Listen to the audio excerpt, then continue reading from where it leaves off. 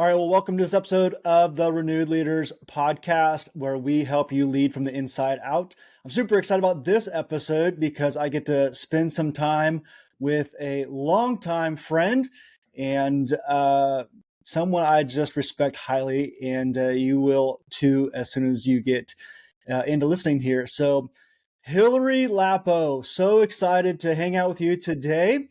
For those that don't know Hillary, we were on staff together for over 12 years. Before that, she was an intern with us. And before that, she was a junior high student in our youth ministry. So, long time together, great member of our family. And so excited for you guys to hear from her today. She, as I said, she was in kind of a number two role with us for over 12 years. And so has lots of great insights of having to work with me, which is a big deal. And also, she's worked for some other leaders in the number two role. And so today I have asked her to come on and share some of her thoughts, some tips of what it's like to lead in the number two chair, because it's different. And there's some unique things about that. So, Hillary, thanks for jumping on. I want you to say hello to everybody real quick. Yeah, it's my pleasure and honor to be here. When Ryan asked me, he was like, "I know it's not necessarily your thing," and I'm like, "No, I would be honored to." I won't divulge any big stories of what it was like to work with you too much, but Yeah. I'm Yeah. just happy to be here. Yeah, so good. Well, okay, so like I mentioned, you've worked with a few different leaders, very different types of leaders as well, in terms of just kind of personality, the way that they lead. And so, would love for you just to share what is it like to be in that number two chair? What's that like? And maybe some tips for those that are in that role. How can they lead uh, in that number two chair? Yeah. I think it's really a unique calling to be in a number two chair position. For often growing up, I thought I was like a little crazy and like not normal because so much of what I would see and encounter and experience, I felt so different than everybody else, and how I processed information, the how I would want to strategically put things together, the questions I would ask. And I constantly felt like I was in tension with different leaders, or just felt so different. And so, in a lot of ways, learning that it's because there is a unique calling to be a second chair leader, to be a person who carries the vision, that isn't necessarily the one creating it and dreaming and getting the emails at 10:30 at night about what's happening 5 years from now. My brain was constantly like, okay, well, how are we doing this? How does this affect everyone? How does that affect the whole team? What are the cultural dynamics? Do we have the budget for this? And how to balance all of those many different areas. And so once I really learned that this is a unique calling, I was like, oh, okay, I'm not crazy. There's something strategically special in this gift and this calling, and how we are wired and functioned in that. So I don't, do you want me to just jump into all the things, or? Well, I think that that's a unique thing too, because even over the years, there was some of those questions. Am I supposed to be a number one? Like, is it okay to be okay with being a number two, or Yeah. do I have to be a number one? And so some of that wrestling, even in you, Mhm. of coming to that place of like, I am a number two, and how do I become the best number two? Any thoughts on that? Yeah. So I even have a list of resources. So this is actually one of the biggest books. I know it's backwards, but it's called Rocket Fuel. I read this at, I think it was about 27 years old. And it talks about, in any healthy organization, it's more of a business leadership book, that in any organization, you have the visionary and you have the integrator. And it processes through all these things, and it gives really strategic, like, questions, how to fill things out. Here's how your brain functions. Here's all stuff. And it was like, oh my gosh, I'm an integrator. Oh, that makes sense. But also, it gave this analogy of, imagine your whole life that you are an Olympian, that you've dedicated everything that you are. You've read books, you've studied, you've done the routine, you wake up early, and everything in you is like, I want silver. And it's like, that's so counterintuitive to today's culture, to especially in the Mhm. West, what we think of, we should be getting gold and being first. And I constantly felt like I was failing because I didn't want to be the point person. And not that I was afraid of Mhm. that, but I knew that what it required of me, like, felt like I was being squashed and felt like I was drowning. And it honestly was paralyzing to me in my inability to make decisions. And even those were a lot of our conversations that I can see your head going through. He's like, well, Hillary, what do you think? And I'm like, well, if Mhm. you want this direction, we would go this way, and here's the outcome. But if you want this, we would do this, this, or this. And you're like, but what do you want? And I'm like, well, do we want this or do we want this? And so a lot of that visionary perspective would feel really overwhelming to me because I'm not naturally gifted in that way. I am more of an integrator for sure. So it felt very freeing to be able to have language for the first time and understand how vital my role actually is, and that there's nothing wrong in not being the boss, the youth pastor, the senior pastor, but having such value to be the executive pastor, which is my current role, or the assistant director, or whatever my titles have been in the past. That there's such huge value in just being that as much as it is in the visionary. Yeah, I think those were a lot of our struggles working together was I mean, first of all, I'd have these big dreams, as like an Enneagram 3 visionary leader. I go to lunch, I get inspired, I come back, and we're going to change everything. Here's my new thing. And you're instantly, putting together the 55 steps it's going to take to implement that, right? Mhm. But also there was times where I would give you a project and say, okay, this is your project. You got to run with it. And at first there was a lot of I don't know, tension there because I would give it to you and you'd say, well, I don't know how to, like, what do you want? How do you want me to do that? And what we had to learn was for me to be able to communicate as the number one, here's some parameters of what I'm looking for, right? Yeah. Here's a little bit more. I had to give you enough of what I'm looking for that you could then fill in the blanks. Mhm. But if I just gave you too big of kind of a broad stroke, it wasn't enough for you to really feel like you could run Yeah. because you one of your great gifts, and I think a lot of number twos would probably resonate with this, is they want to make sure that they implement correctly what that number one is trying to Yes. communicate. They Mhm. they want to paint the picture that the number one is envisioning, Yeah. right? And so I had to kind of give you enough, and those were some you could say fun conversations Yes. back and forth of us. I was just like, Hillary, just go, like just make the decision, and you would come back with, but 30 which questions. one do you want? What do you want? Yeah. Yeah, Well, one of the illustrations that I've learned to give is often visionaries will hand you a piece of paper and say, create. And me being not naturally, I'm not naturally a creative, and being an implementer, my head immediately went, okay, create. Do you want me to paint something? Do you want me to paper mache it? Do you want me to make an airplane? Am I supposed to color it? Am I drawing a picture? Am I taking a photo? Like, create could be my head would go to 7 million different options and it would become yeah, paralyzing. And so it was like, I need you to give me those parameters. Hillary, I want you to paint a picture of nature. And it was still very broad. There wasn't any, but it was like, okay, you gave me a framework. Now I know I can run with this. As long yeah. as it's a picture of nature, we're cool. We're on the same page. And if I want to do it to be a paper mache, I can then go from there. But because you gave me those parameters, I then felt like I was capable enough to then run with what it is that we were supposed to do. Which is so funny, right? Because as visionaries, it's the opposite. When we're given the parameters, it's like you're limiting us. So I know you got a couple tips for those that are in the second chair seat. So why don't you go ahead and just start diving into some of those? Sure. Okay, for some tips, of course, I come prepared and with notes, and they're highlighted because that's who I am.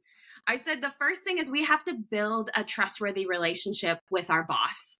It is one of the most important things that if the visionary cannot trust us in who we are as a person, in our relationship, in our are we going to be honest with them if we disagree? Are we going to have vulnerability? If there isn't a trustworthy relationship, it's just falter from there on. And so one of the big things for us as a second chair position is building that relationship.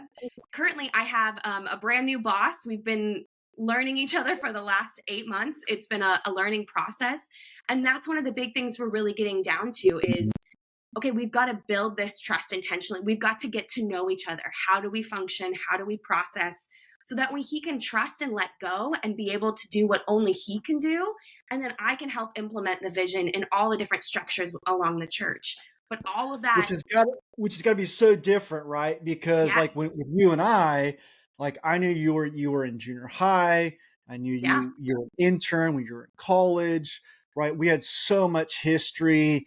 yeah. There was just so much there that that trust was kind of Mm-hmm. already built in when you actually became on a paid staff role, Yeah, which had to have been significantly different when you didn't have that whole backstory. You have to be much more intentional about creating that, I would yes. assume. Yes, and he is an Enneagram 8. So he comes with a lot different of how he sees things, how he contends for stuff, how he processes information. And I've never worked with an Enneagram 8 either. So I know I'm most of your people I know are familiar with Enneagram language. So as a 2, I'm a lot more sensitive. Language is very sensitive to me. I'm very strategic. And so part of that building trust is, which we'll get more down into some of these tips, is asking a lot of those questions and building Mm, that relationship so that way, hey, when I say this, this is what I mean by that. Because oftentimes language can mean something different for other people. It can have different connotations or different ideas of what we think it means. And so even me coming and bringing something to the table like, hey, I am showing you trust and respect by bringing some pushback on this topic we're talking about. I'm trying to be it respectfully, but it shows that I'm bringing value and I care about mm, this. Whereas to other people, it's like, well, how dare you challenge me? And it's like, if you knew me, you would know I wouldn't challenge if I didn't care because I would just clam up and mm, shut down. But those are some of the things. If you don't have that trustworthy relationship that you've spent time with, it could be easy to jump to conclusions about each other. Why are you coming so strong on this? But even just learning, like, oh, he's an Enneagram 8. He feels very guttural about his decisions. They're very strong to him. They're very passionate. And I'm like, okay, that's good to know. So, how we approach things is a little differently than an Enneagram 3 or a 4 who is very mm, emotional. And so I think that's even some of the things, really learning who they are, who you are, building that relationship, how you think, how you process, and following through on that stuff because trust is built over time, for sure. Next one. mm. Keep on going. They're Cool. great. All right. Next one. Clarity is key. Clarity is so key in our role as a second chair leader. If we don't have clear boundary lines on what our role is, on where our job line is, on what our actual like job description is, like I said, like we will become paralyzed or we could really start to overstep bounds. Because just because Mm, we're a second chair doesn't mean that we necessarily all function the same, that you could be a visionary who in this season of your life is just in a second chair position. So you think very much like the visionary, but you're having to be more of a subordinate leader in this season. And so part of it is really asking those clarifying parameters. Hey, with my job, where do you want me to go? Is this too far? Hey, with these situations, do you want me to just handle those and I'll take care of them? One of my old pastors that I worked with, they were co-pastors and there was a lot of confusion on what was their role and what was my role and what was my mm, responsibility and what was their responsibility. And because there wasn't that clarity amongst us, even the people underneath us, the youth pastor, the associate pastors, it started to get really confusing because it would be like, well, I thought Hillary made the decision and she told me this, but now you're coming in and making that decision. Wait, what's happening? And so having clarity is really, really helpful to know where we can run, how far we can run, what decisions we can make, and what ones we need to bring back to leadership so we're all on the same page. that's good. And I think even clarity on even like work hours and things like that. So for example, I know for me, my brain's kind of always going. And so there often be times where, 10 o'clock, 11 o'clock at night, I might send you an email saying, hey, we got to work on this. And just because I send you that email, there was that trust that, hey, I understand that I'm thinking about this right now. I don't expect you at 10 o'clock at night to respond to that or to even begin to act on that. I just need to get this out there to you so that when it is your time, to work, then go for it. And so I think even those clarifying of, Mhm. and you're in a part-time role now, right? Yep. So, so like what days, honoring those, hey, and Mhm. so all of that clarifying, that's huge. That's great. I love it. Definitely. Which takes us into the next one that I had, which was ask questions. Having questions is so helpful, and it can be cautious because obviously too many questions can bog down, which we'll get to later. But when it comes to going after events, executing things, having questions like, hey, when would you like me to have this done by? I've noticed with a lot of visionaries I've worked with, they'll be like, hey, do this. And you're like, okay, but what's the priority? I have 15 things on my to do list right now. And you aren't realizing each of these 15 things have 5 sub things that have to get done to accomplish it. So really, I have closer to like 30 to-do list appointments, and I got an email. So the importance of asking a lot of questions of like, hey, what is the priority on my list? Here's the things I'm executing right now. Does one of these take priority over the other? What due date would you like this by? Just some of those clarifying questions, I think, can also one reinstill trust with your leader and your boss, but also help us have those parameters of knowing which way we want to handle things. Because what I might see as a priority and like, hey, this needs to be taken now, my boss might not. And so that's just automatic why didn't you get this done? Well, I've been working on this. Well, what I told you. Well, you told me I need and it can Yeah. get really confusing. So having those moments with that, and part of that was having consistent check-ins with your boss. Hey, here's what's on my list. Here's what's going on. That was stuff I so loved that Ryan and I set in place for years of Monday mornings, we would meet really quickly and it was like, hey, here, what's on your to-do list? What are you tackling? What's coming up on the calendar? What are your priorities? Here's what I want you to add. Hey, I'll do that instead. You take care of that. So it really allowed us to be on the same page. And I then had the clarity I needed to be able to feel like I was released to run and take care of things. Yeah, those clarifying meetings were super important because, also oftentimes I can't speak for all number ones and visionary leaders. Is oftentimes a simple task like writing an email for me could be a maybe a 1 minute if I stretched it out project, but for somebody else who's a little bit more detailed, a little bit more systematic, that same email could be a 10-15 minute project, right? Because they're spell checking, they're making sure that all the information is correct, I'm that double checking the website to make sure our language is the same so we're communicating the same across the board. where Oh for yeah. me, I might send it and it's like, oh shoot, that wasn't the right information. Let me send another one. So, and so again, it's the expectation of time, or for example, even like, hey, we need a video for this. And if that number one has never like really spent a lot of time editing video or filming Mhm. or whatever, they might think that, well, it's only a 1 minute, reel. Why does it take you 12 hours to make it happen? And Yeah. so Oh yeah. clarifying all of that, those expectations is great. I love it. Very much so. The next one I say is lead with curiosity. Lead with curiosity. You see, our roles are very different between a second chair and a visionary. And the visionary carries a mantle that is so different than what we do.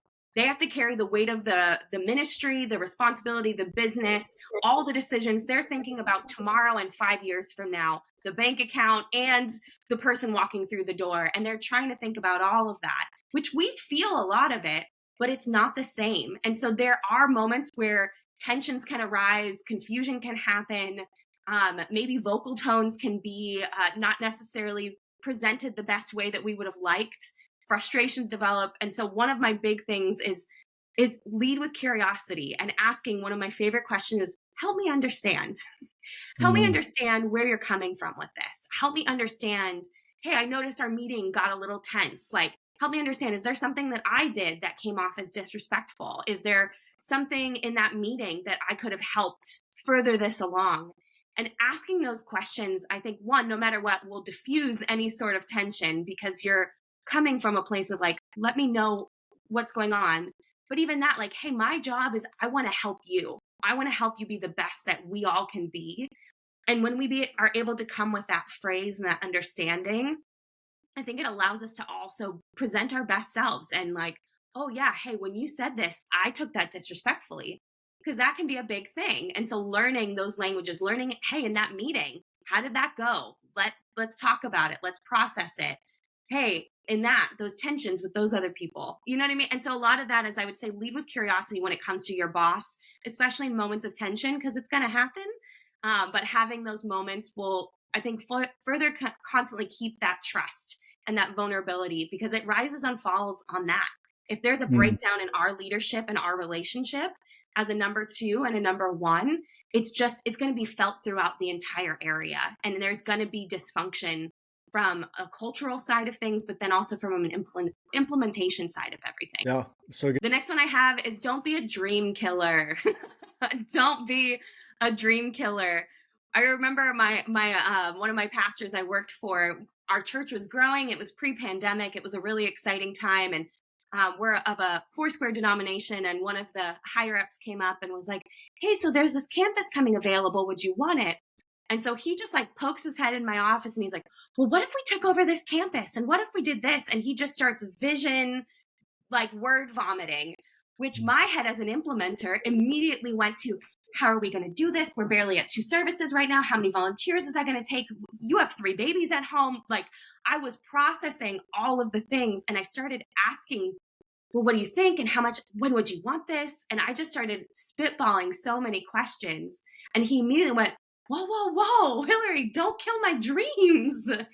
And I didn't realize that to visionaries, our constant asking of questions can be just that. It can be those squashing of stuff. It can feel like you're sucking the life and the excitement out of things. And as a result, we can come across as very pessimistic because we want to hear the how. How is this going to happen? Where are the finances going to come? How are we going to build that? Because our brain thinks that way. And so a lot of what I've had to learn is, hey, I would ask them a question, be like, okay, are we just in dreaming mode right now? If we're just in dreaming mode, I can shut off the how and put that in the back seat and run wild. We want elephants? Okay. I like and allow it to be a bit ridiculous almost because a lot of my thought process is that's ridiculous. That's not realistic. That's not going to actually happen for 5 years. Sometimes we have to allow visionaries to just do that, and if we aren't careful, our questions will kill that dream. And so asking the clarity of, hey, are we in dreaming mode? And if we're in dreaming mode, I can write my questions down and put them in my back pocket if that's what I need to do. But then, hey, we dreamed, and then it's like, okay, is this something, when would you want to see this happen? Oh, not for 5 years? Cool. Like, let's bring it up in 3 years. But I think Yeah. that's one of the big things for us is don't be a dream killer. It's very important to know when we should ask questions and when we should just kind of hold them in our pocket and what questions to ask in the right timing. Yeah. The rocket ship's going, don't land it. It's and so but the questions are important, Mm-hmm. but knowing when to bring them out is important. So I think learning what couple questions do you need as a number two, how much information do you need to have a voice, because as a number one we do care about your voice, we want your voice. So like, do you really need the due date for like the payment for the missions trip that's in 12 months? No. But do you need to know what we're going to do on the trip and the vision behind, yes. So Mm-hmm. maybe ask some of those highlight, not, Yeah. well, what about the due date that's in 18 months? It's like that's a little bit too much at this point, right? Mm-hmm. So what information do you need to have a solid voice, and begin to table some of those other detailed ones for the follow up, or even like you said, working with like the working genius process, that there's different times and different styles or meetings that you would want to have. And so making sure that you're in the right meeting at the right time, and those questions will follow along in that process. So Mhm. that's so good. Uh, so, what about flipping the tables a little bit? What would you want number ones to know about working with a number two? What would you want to say if you could sit down a number one? What would you want them to know about working with number two?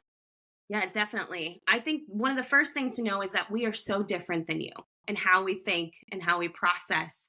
And so, though we might move slower than you would like, though we might ask more questions, no, just always remind yourself that we are a vital part of that.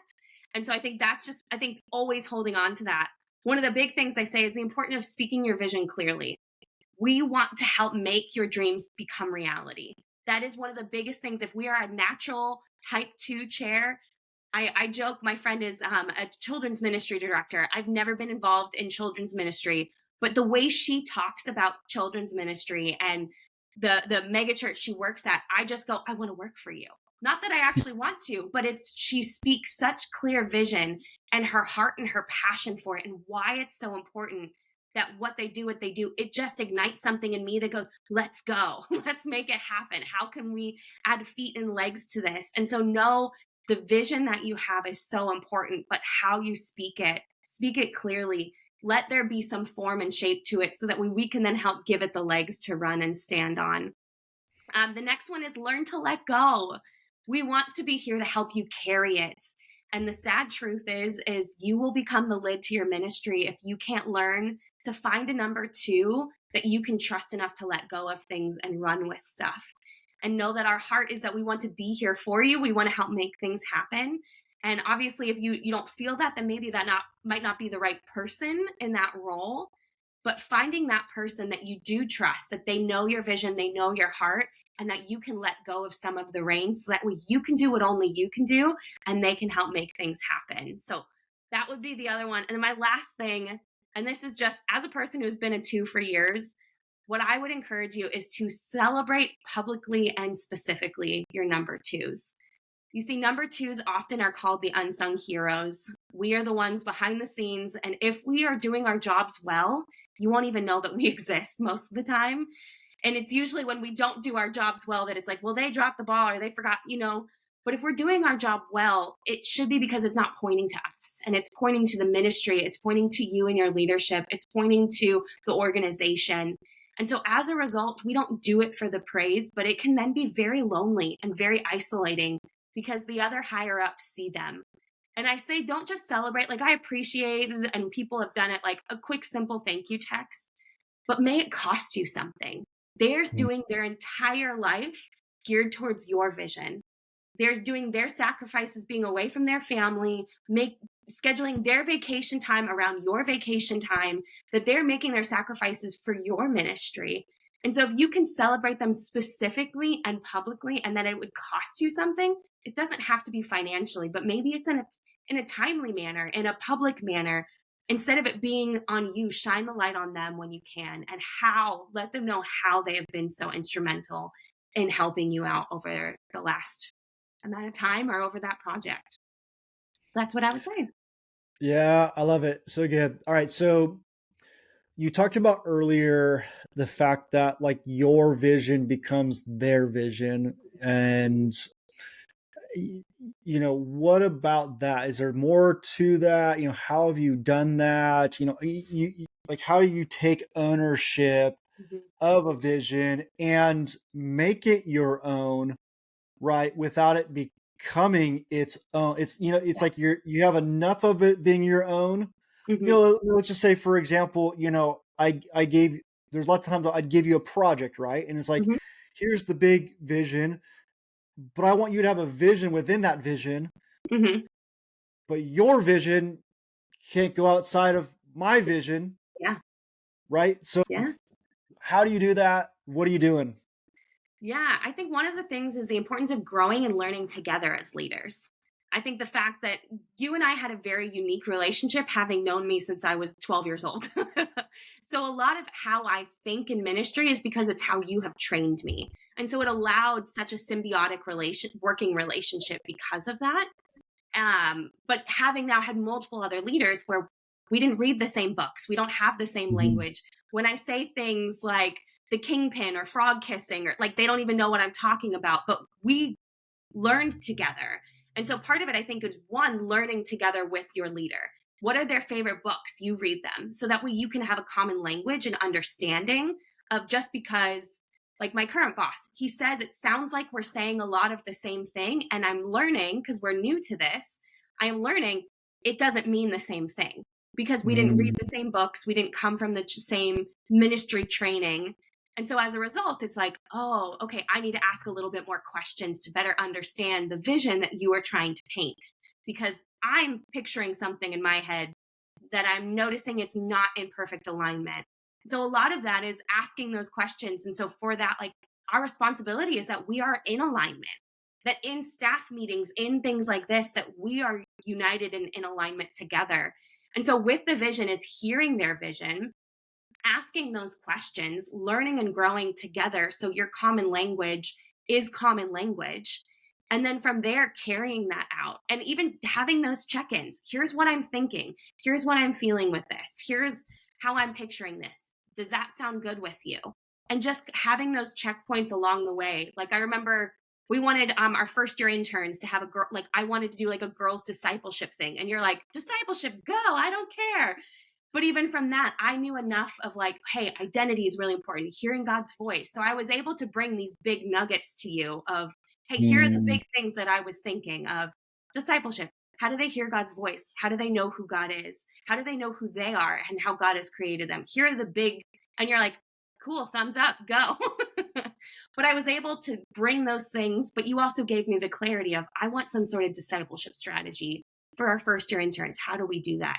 Cool. Let I me think dream. that's a good I think that's a really good point is, you and I, we did have such a long history before you were on paid staff, right? Mhm, And because of that, we had so much similarity in what you said, the experience, the learning, our history.